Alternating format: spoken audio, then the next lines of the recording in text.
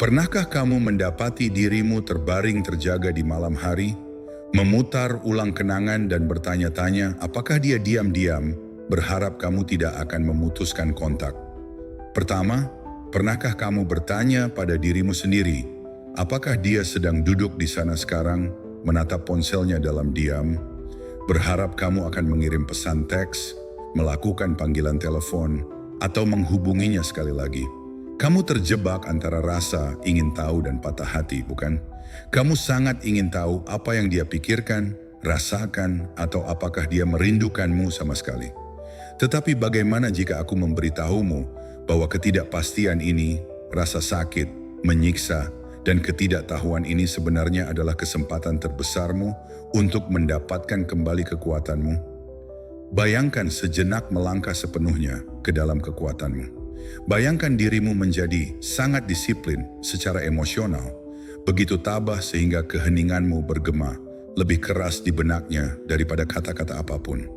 Inilah esensi sejati dari ketabahan, menguasai emosimu sepenuhnya sehingga kamu menjadi kebal terhadap manipulasi dengan tekad yang tak tergoyahkan dan daya tarik yang tak tertahankan melalui keterpisahanmu. Karena kebenaran yang brutal adalah ketika dia pergi, dia berharap kamu mengejarnya. Dia mengandalkan kelemahanmu, keputusasaan,mu dan ketidakmampuanmu untuk melanjutkan hidup. Dia meramalkan kamu akan hancur di bawah beban emosimu dan datang merangkak kembali. Tetapi apa yang terjadi ketika kamu tidak melakukannya? Dengan merangkul tidak ada kontak, kamu membalik seluruh realitasnya. Kamu mengirim pesan psikologis yang kuat. Kamu tidak lagi dikendalikan oleh keinginanmu untuk persetujuannya. Kamu tidak lagi menjadi tawanan emosimu. Sebaliknya, kamu telah menjadi arsitek realitas emosionalmu sendiri. Sekarang keheninganmu membingungkannya. Detasemenmu membuatnya menebak-nebak dirinya sendiri. Dia mulai bertanya-tanya apakah dia membuat kesalahan, apakah dia meremehkan kekuatanmu. Penolakanmu untuk menghubunginya kini menjadi kekhawatiran terbesarnya. Hari ini, saya akan memandu kamu langkah demi langkah melalui perjalanan menguasai disiplin stoik. Kamu akan belajar memanfaatkan rahasia psikologis gelap di balik keheningan, ketahanan, dan ketidakpedulian. Kamu akan menemukan bagaimana pengendalian emosi bukan hanya pertahanan diri.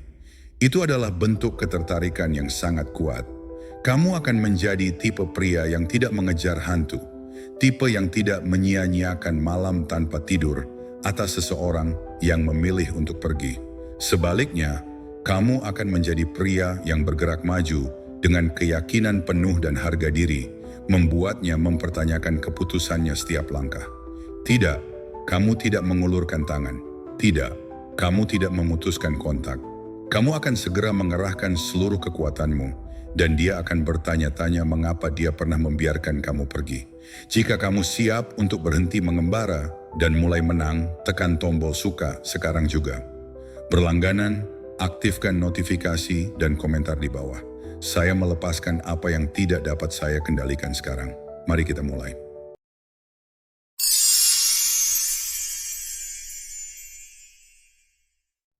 Nomor 1, kekuatan keheningan. Keheningan adalah disiplin yang penuh kesabaran. Mari kita bahas senjata rahasia yang kamu miliki. Kekuatan keheningan yang luar biasa. Banyak pria sering salah mengartikan keheningan, menganggapnya pasif, lemah, atau sebagai bentuk penyerahan diri. Namun sebenarnya keheningan yang dikuasai dengan ketabahan adalah salah satu alat psikologis terkuat, terutama ketika kamu memilih untuk tidak berkomunikasi. Ketika kamu memilih untuk diam, kamu secara aktif menunjukkan pengendalian diri. Tanpa perlu berkata-kata, kamu menyatakan bahwa harga dirimu tidak tergantung pada validasi atau perhatian orang lain. Kamu membuktikan bahwa kamu telah keluar dari gejolak emosi yang diharapkan orang lain, dan hal itu membuatmu semakin menarik. Keheningan ini bahkan bisa membuat orang lain bertanya-tanya tentang apa yang sebenarnya kamu pikirkan atau rencanakan. Para penganut filosofi Stoik, seperti Marcus Aurelius, memahami betapa besar kekuatan menahan diri. Seperti yang pernah ia katakan, jangan buang waktu berdebat tentang seperti apa seharusnya pria yang baik. Jadilah pria yang baik. Dengan memilih keheningan, kamu menerapkan prinsip tersebut secara nyata. Daripada berdebat atau memohon perhatian, kamu menunjukkan nilai dirimu dengan menolak untuk mengejar. Ini adalah bukti nyata dari disiplin emosional yang jauh lebih kuat dan menarik daripada mengemis atau berdebat. Dari sudut pandang psikologis, keheningan menciptakan misteri, intrik, dan ketidakpastian, 3 elemen yang dapat menghidupkan kembali ketertarikan. Manusia secara alami tertarik pada hal-hal yang tidak pasti, sehingga keheninganmu mengganggu harapan orang lain dan menantang asumsi mereka tentang dirimu. Mereka mungkin berpikir kamu lemah karena tidak menghubungi, namun justru sikap tenang dan percaya dirimu membuat mereka mulai meragukan penilaian mereka. Setiap kali kamu memilih untuk diam, kamu menunjukkan kekuatan emosionalmu. Pengendalian diri yang konsisten ini perlahan-lahan mengikis kepercayaan diri orang lain, menimbulkan rasa penasaran, keraguan, dan bahkan penyesalan. Pertanyaan-pertanyaan mulai muncul. Apakah dia akan melanjutkan? Apakah dia sudah melupakanmu? Mengapa dia tidak mengejarmu? Apakah kamu benar-benar telah kehilangan dia? Namun ingatlah, keheninganmu bukanlah tanda menyerah, melainkan pilihan aktif untuk mendapatkan kembali kekuatanmu. Jika kamu siap untuk memanfaatkan kekuatan keheningan dan menguasai kendali emosimu, tekan tombol suka, berlangganan, aktifkan notifikasi, dan tinggalkan komentar di bawah. Ingat, keheningan adalah kekuatanku. Nomor 2, perangkap kelemahan emosional. Mari kita bahas sebuah perangkap tersembunyi yang sering menjerat banyak pria. Banyak yang percaya bahwa dengan tidak menghubungi kembali, mereka bisa meredakan rasa sakit atau bahkan membuat dia kembali. Mungkin kamu merasa ada dorongan kuat untuk segera menghubungi dengan harapan bahwa satu percakapan saja bisa memperbaiki segalanya dan menunjukkan nilaimu. Namun kenyataannya adalah ketika kamu memilih untuk tidak menghubungi, kamu sebenarnya memberikan kekuatan penuh kepada dia. Dengan begitu, kamu secara tidak sengaja memberikan kendali emosional kepadanya, yang bisa menjadi alasan baginya untuk pergi. Baginya, keputusasaanmu bukanlah sesuatu yang romantis, melainkan bukti bahwa kamu lemah secara emosional. Stoicisme mengajarkan bahwa emosi kita bisa menjadi sahabat terbaik ataupun musuh terbesar. Seperti yang pernah dikatakan oleh Epictetus, tidak ada orang yang benar-benar bebas jika tidak bisa menguasai dirinya sendiri. Ketika kamu menghubungi secara impulsif karena kesepian, kecemasan atau ketakutan, kamu tidak bertindak atas kehendakmu sendiri, melainkan karena terikat oleh emosi yang membuatmu terus mencari validasi dari orang lain. Hal ini jelas terlihat, dan setiap kali kamu mencoba mengejar, kamu justru semakin menekankan kelemahan emosionalmu. Alih-alih meningkatkan penghormatan dia kepadamu, sikap ini justru menurunkan nilai dirimu di matanya. Nilai dirimu dalam hubungan, terutama setelah mengalami patah hati, sangat tergantung pada seberapa baik kamu mengatasi tekanan emosional. Dengan tidak menyerah dan tetap tenang, kamu menunjukkan bahwa kamu adalah pria yang kuat, aman, dan cukup berharga untuk menghadapi ketidaknyamanan. Sedangkan dia mungkin sudah terbiasa dengan pria yang mudah goyah saat menghadapi tekanan, sehingga mengharapkan respons yang menunjukkan kelemahan. Memilih untuk tidak menghubungi justru membuktikan apa yang sudah dia duga. Namun jika kamu menolak mengikuti harapannya dan menunjukkan kekuatan emosional, ketahanan, serta harga diri, kamu justru menulis ulang cerita hubunganmu dengan kualitas-kualitas yang sangat menarik. Tindakan tidak menghubungi ini bukan semata tentang keberanian atau ketegasan, melainkan juga tentang menghindari jebakan yang mencuri kekuatanmu dan membuatmu terperangkap secara emosional. Jika kamu siap untuk melepaskan diri dari kelemahan emosional, mendapatkan kembali kekuatanmu, dan membebaskan dirimu, tinggalkan komentar di bawah. Ingatlah, emosiku melayani aku, bukan sebaliknya. Nomor 3, bagaimana pikirannya mulai mengembara. Ketika kamu memilih untuk tetap diam, keheninganmu bukan hanya menunjukkan kedisiplinan pribadi, tetapi juga memicu reaksi psikologis yang mendalam di dalam dirinya. Semakin lama kamu tidak menghubungi, semakin besar rasa ingin tahu, keraguan, dan kecemasannya. Pikirannya yang dulu yakin untuk pergi kini dipenuhi pertanyaan. Mengapa kamu belum mengulurkan tangan? Apakah kamu benar-benar peduli? Apakah dia masih berarti bagimu? Fenomena ini berkaitan dengan prinsip kelangkaan dalam psikologi. Kita cenderung menghargai apa yang sulit didapat atau tidak pasti.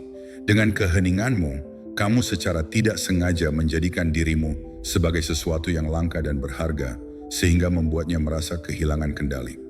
Para penganut Stoik juga sepakat bahwa semakin sedikit kamu bereaksi secara emosional, semakin menarik dan berharga kamu di mata orang lain. Seperti yang disampaikan Marcus Aurelius, tekanan yang kamu rasakan bukan berasal dari hal itu sendiri, melainkan dari cara kamu menilainya. Sikap tenang dan acuh tak acuh terhadap tekanan emosional membuatnya mulai mempertanyakan segala keputusan yang pernah dibuatnya. Dengan tidak menghubungi, kamu membiarkan pikirannya penuh dengan pertanyaan yang tak terjawab. Pertanyaan yang semakin memperkuat keinginannya untuk mencari kejelasan. Ironisnya, semakin sedikit komunikasi, semakin dia merasa perlu untuk mendekatkan diri. Jika kamu siap menggunakan kekuatan ketidakhadiran ini untuk meningkatkan daya tarik dan menunjukkan kedewasaan emosional, tekan tombol suka, berlangganan, aktifkan notifikasi, dan tinggalkan komentar di bawah. Ingat, kehadiranmu yang tersembunyi berbicara lebih keras daripada kata-kata. Nomor 4, balas dendam menjadi tak terkalahkan secara emosional. Mari kita bahas konsep balas dendam yang sebenarnya, yaitu balas dendam Stoik, bukan balas dendam yang didorong oleh kepahitan atau kemarahan, melainkan tentang mengubah dirimu menjadi pribadi yang secara emosional tak terkalahkan. Ini bukan tentang menyakiti orang lain, melainkan tentang mencapai titik di mana kamu tidak bisa lagi disakiti oleh tindakan atau kata-kata mereka. Bayangkan dirimu sebagai seseorang yang tetap tenang dan terkendali, tidak peduli seberapa hebat badai emosi yang datang. Saat seseorang yang pernah menyakiti hatimu berharap melihat kejatuhan emosionalmu, kamu justru memilih untuk mempertahankan ketenangan dan kebebasan batin. Dengan begitu, kamu menolak memberi mereka kekuasaan atas perasaanmu. Dalam momen-momen ketika orang lain mengharapkan kamu pingsan karena penolakan, keputusan untuk menerapkan stoicisme membalikan ekspektasi tersebut. Kamu menunjukkan bahwa kamu bukanlah sosok yang mudah runtuh, melainkan seseorang yang mandiri dan mampu mengelola emosinya sendiri. Dalam hubungan, terutama setelah mengalami kekecewaan atau patah hati, nilai dirimu diukur dari seberapa baik kamu bisa mengendalikan perasaanmu di tengah tekanan. Dengan menerapkan prinsip Stoik, kamu tidak hanya melindungi dirimu dari luka emosional lebih lanjut, tetapi juga mengirimkan pesan kuat bahwa kamu memiliki harga diri yang tinggi. Seiring berjalannya waktu, sikap tenang dan tidak terpengaruh oleh ketidakhadiran atau penolakan akan mengubah persepsi orang lain tentangmu. Mereka akan mulai bertanya-tanya, bagaimana kamu bisa tetap sekuat itu, bahkan di tengah badai emosi. Hal ini pada akhirnya meningkatkan rasa hormat dan kekaguman terhadap dirimu. Balas dendam Stoik bukanlah tentang membalas dengan cara yang menyakitkan, melainkan tentang membuktikan bahwa kamu lebih kuat daripada situasi atau orang yang mencoba meruntuhkanmu. Marcus Aurelius pernah mengatakan, balas dendam terbaik adalah tidak menjadi seperti musuhmu. Dengan tidak membiarkan dirimu jatuh ke dalam jebakan emosi, kamu secara efektif menghilangkan kekuasaan mereka atas dirimu. Ketika kamu tidak lagi bereaksi secara emosional, tidak mengejar, tidak memohon perhatian, maka kamu menegaskan bahwa kebahagiaan dan nilai dirimu ditentukan oleh dirimu sendiri, bukan oleh siapapun. Dampak psikologis dan sosial, orang cenderung menghormati mereka yang tidak mudah dikendalikan secara emosional. Saat seseorang melihat bahwa kamu mampu berdiri tegak tanpa bergantung pada validasi eksternal, mereka akan merasa terpanggil dan penasaran dengan kekuatan yang kamu miliki. Kekuatan emosional ini tidak hanya membuatmu tampak lebih menarik, tetapi juga mengubah dinamika hubungan.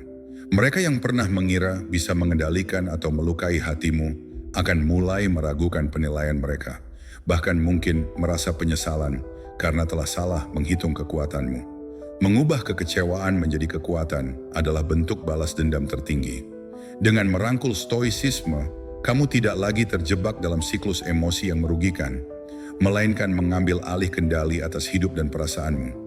Setiap langkah menuju ketenangan dan kebebasan emosional adalah kemenangan atas masa lalu dan pembuktian bahwa kamu lebih besar dari segala rasa sakit yang pernah kamu alami.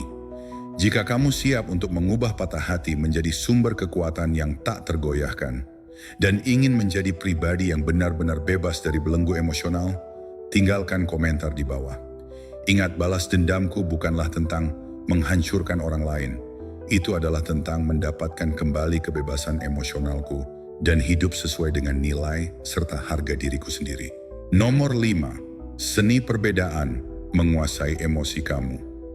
Dalam dunia yang penuh emosi dan dinamika hubungan, menguasai seni ketidakpedulian merupakan salah satu senjata emosional yang paling ampuh namun sering disalahpahami.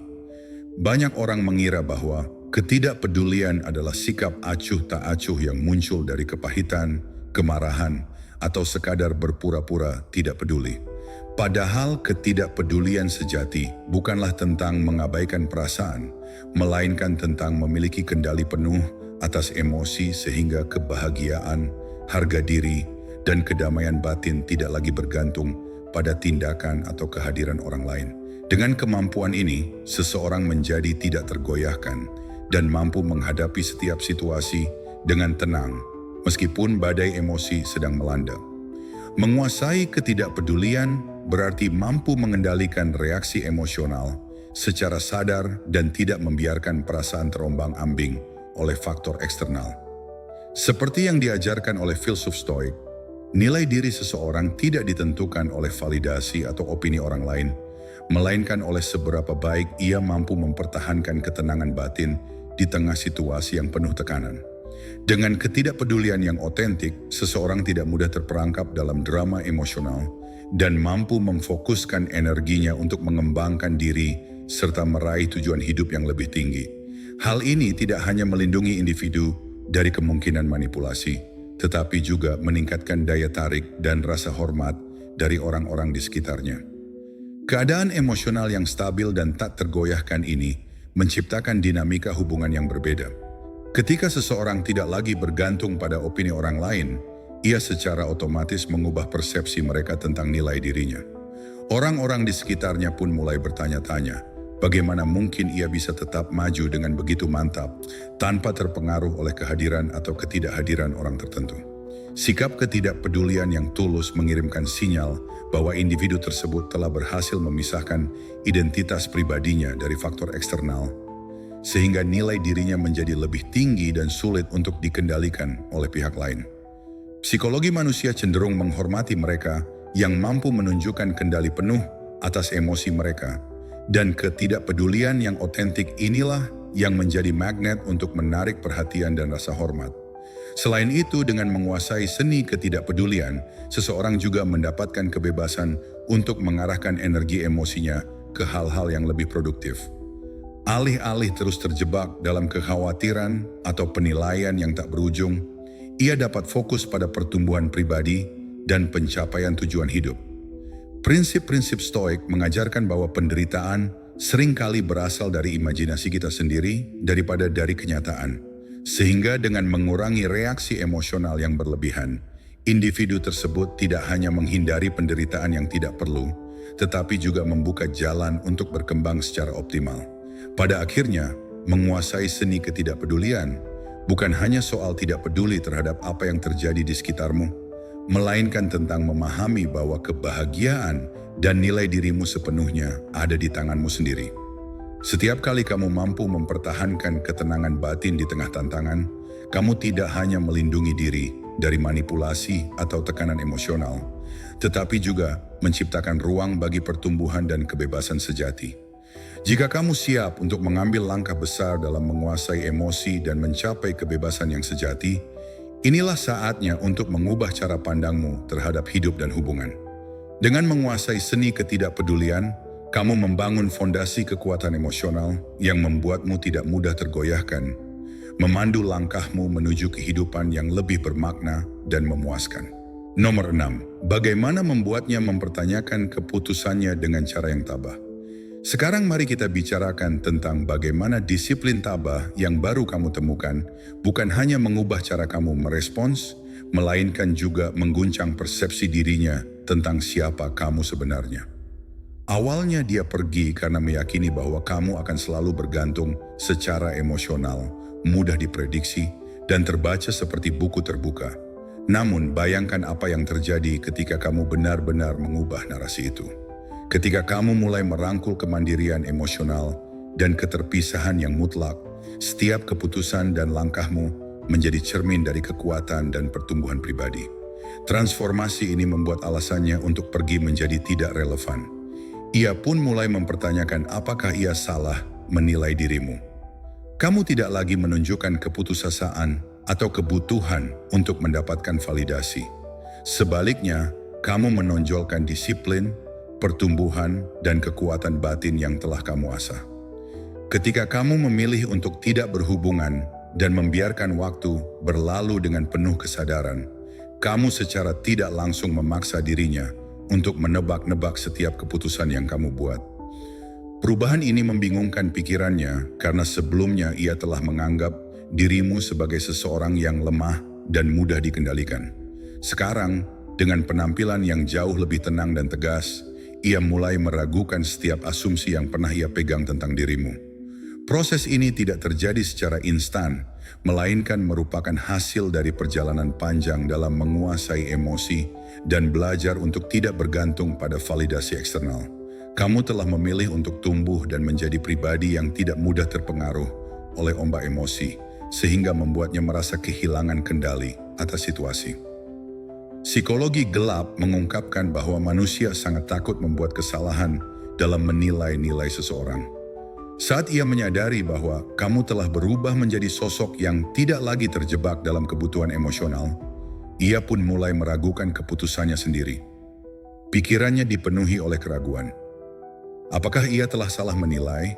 Mungkinkah ia telah kehilangan seseorang yang benar-benar tak tergantikan? Pertanyaan-pertanyaan ini menghantui pikirannya setiap kali ia melihat kamu semakin tumbuh dan menunjukkan sikap disiplin yang luar biasa.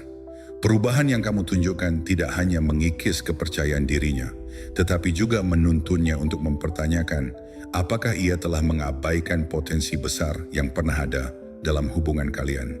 Melalui ketabahan, kamu telah belajar bahwa kebebasan emosional adalah kunci untuk melepaskan diri dari bayang-bayang masa lalu dan ekspektasi orang lain.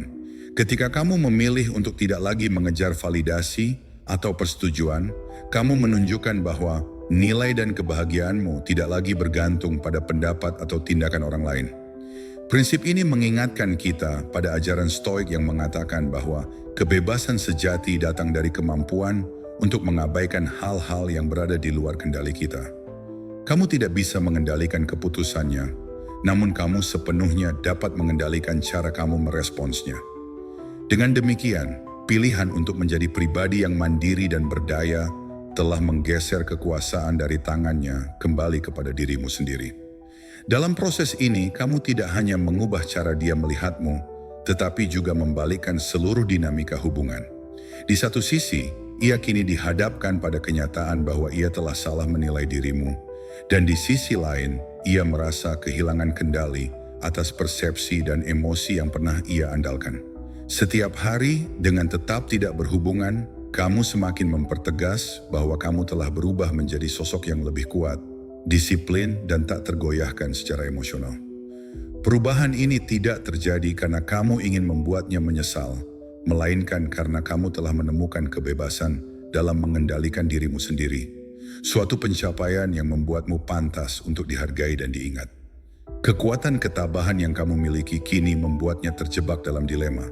Ia mulai bertanya-tanya mengapa ia tidak pernah menyadari potensi besar yang kamu miliki. Mengapa ia berpikir bahwa kamu akan selalu bergantung dan mudah ditebak. Pikirannya dipenuhi dengan rasa ketidakpastian yang membuatnya bertanya-tanya apakah ia telah kehilangan seseorang yang benar-benar berharga.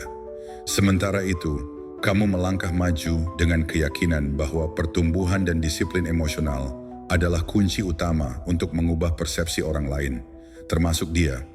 Kamu tidak lagi memberikan ruang bagi keputusasaan untuk menguasai dirimu. Sebaliknya, kamu memilih untuk tumbuh dan berkembang, menciptakan nilai diri yang tidak dapat diukur oleh pendapat orang lain. Pada akhirnya, kamu telah mengubah permainan. Kamu tidak hanya membuatnya mempertanyakan keputusannya, tetapi juga menulis ulang aturan hubungan itu sendiri. Kamu telah menunjukkan bahwa ketika seseorang benar-benar menguasai emosi dan tidak lagi terjebak dalam kebutuhan untuk mendapatkan validasi eksternal, ia menjadi pribadi yang sangat sulit untuk dilupakan. Kamu menjadi bukti hidup bahwa kemandirian emosional dan ketabahan merupakan kekuatan yang mampu mengguncang segala asumsi yang telah terbentuk sebelumnya. Jika kamu siap untuk menjadi sosok yang tak tergantikan dan terus tumbuh dalam kekuatan serta kebebasan, inilah momen untuk terus melangkah dengan keyakinan penuh. Tekan tombol suka, berlangganan, aktifkan notifikasi, dan tinggalkan komentar di bawah. Karena setiap langkah kecil menuju pertumbuhan pribadi adalah kemenangan besar atas masa lalu, dan pengakuan bahwa kamu adalah pria yang pantas, disayangi, dan dihargai. Nomor 8. Realitas. Periksa apa yang sebenarnya dia pikirkan. Sekarang mari kita ungkap kebenaran mentah. Apa yang sebenarnya terjadi dalam pikirannya saat ini? Dalam menghadapi dinamika hubungan yang rumit, penting untuk menyelidiki secara jujur apa yang terjadi dalam pikiran orang lain, terutama ketika hubungan telah mengalami perubahan. Saat ini kita perlu mengungkap kebenaran mentah tentang apa yang sebenarnya dipikirkan olehnya. Mungkin tanpa disadari, ia berharap bahwa kamu akan mengalami keretakan emosional terlebih dahulu. Bahwa suatu saat nanti, ketika kamu mulai retak, ia akan merasa memiliki kendali kembali atas perasaanmu.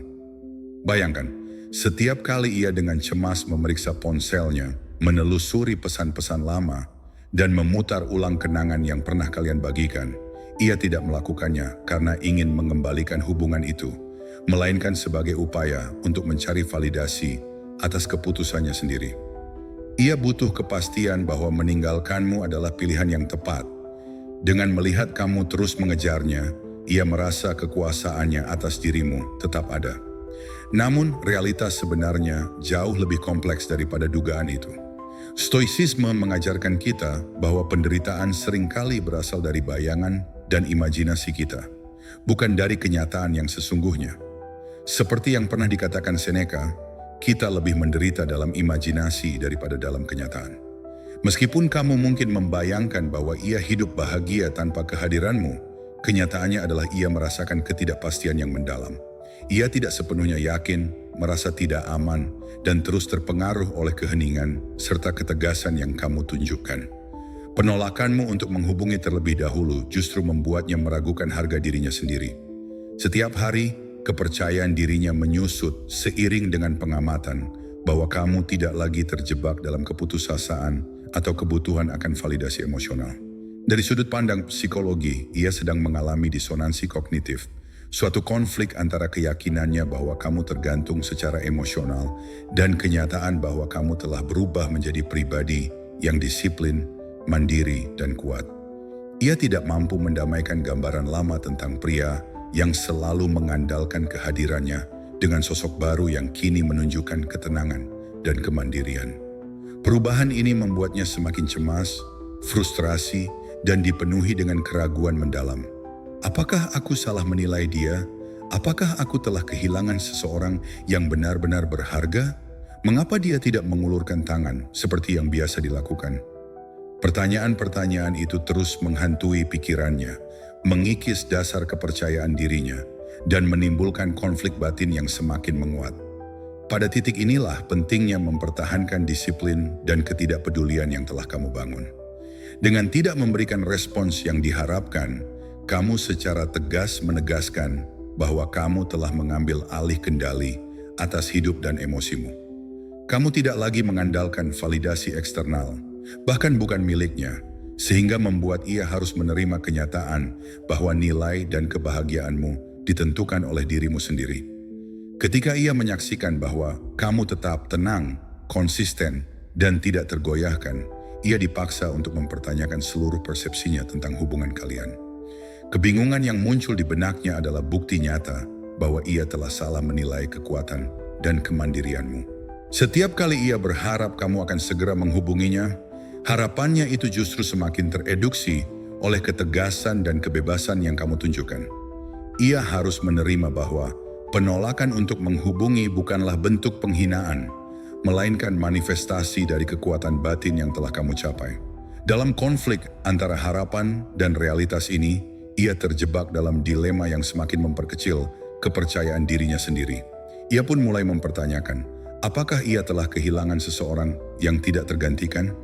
Atau mungkin perubahan drastis yang kamu tunjukkan adalah cerminan dari kekuatan yang sebelumnya tidak pernah ia bayangkan akan ada pada dirimu? Pada akhirnya, realitas yang harus kamu hadapi adalah bahwa kamu tidak akan pernah menjadi objek validasi emosional baginya. Kamu telah menjadi simbol kemandirian dan kekuatan yang sesungguhnya. Ketika kamu mempertahankan sikap acuh, tak acuh, dan tidak terpengaruh oleh harapannya, kamu mengubah dinamika hubungan sehingga kekuasaan atas perasaanmu bukan lagi berada di tangan orang lain. Dengan demikian, setiap usaha untuk mendapatkan validasi darinya menjadi sia-sia karena kamu telah menemukan kebahagiaan dan harga dirimu dari dalam diri sendiri. Kini saatnya untuk benar-benar merangkul kebenaran ini, mengambil kembali kendali atas emosimu, dan menunjukkan bahwa kamu adalah pribadi yang tak tergoyahkan. Jangan biarkan ia terus hidup dalam bayangan keraguan dan ketidakpastian. Tunjukkan bahwa kamu telah tumbuh, berubah, dan kini menjadi seseorang yang lebih kuat dari sebelumnya.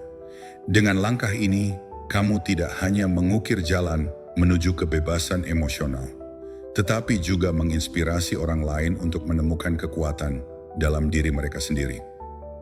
Aku memvalidasi diriku sendiri. Aku tidak mengejar siapapun. Tekan tombol suka, berlangganan, aktifkan notifikasi, dan tinggalkan komentar di bawah jika kamu siap untuk mengukir realitas baru dalam hidupmu, di mana kekuatan batin dan kemandirian menjadi pilar utama.